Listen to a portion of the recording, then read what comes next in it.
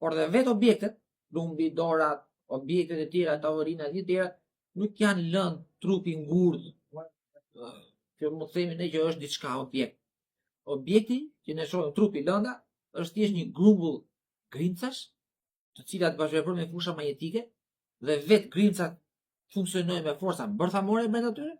Pra, kemi fusha magnetike dhe fusha bërthamore të mbledhura bashkë me njëra tjetrën. Një grup i madh fushash bërthamore dhe elektromagnetike formojmë atë që quajmë ne lëndë. Çfarë shohim këtu? Një gjë të fortë, që cilën ne e quajmë lëndë, dhe me një farë ngjyre nga jashtë, sepse përthyen dritën e meton dritë, bashkëveprim me dritën dhe me fortësinë. Do këtu shohim ne një fusha magnetike dhe bërthamore të mbledhura bashkë, që japin një farë fortësie dhe dritë.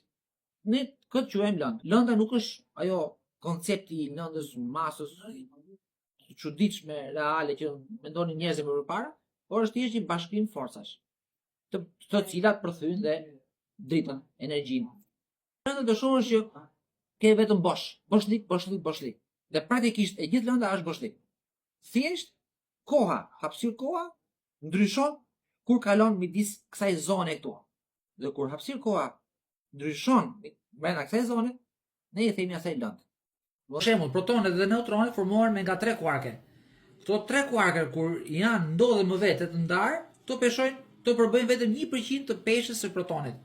Dhe kur këto bashkohen bashkë, formojnë të gjithë peshën e protonit. Domethënë kur bashkohen, ato peshojnë 99 herë më shumë. Dhe kjo peshë vjen vetëm nga forca e tyre lidhëse bërthamore.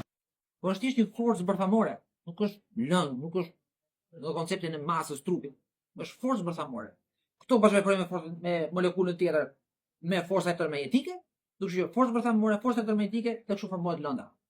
Po të hysh brenda kuarkut, që është ai 1%, po të hysh brenda kuarkut dhe ta shohësh, kuarku formohet nga grimca të tjera, të cilat janë edhe më të vogla dhe më shumë hapësirë brenda, është boshlik prap. Pra bosh, në çdo grimcë që mund të shkosh, sado vogël të shkosh, sado ta zmadhosh brenda të shohësh grimca më të vogla, të gjitha po të shohësh, duket si grimca kur i zmadhon është bosh prap. Bosh, realisht fund fare gjen vetëm hapësira e kohës. Ndryshimi i hapësirës kohës këtu lidhet me këtu.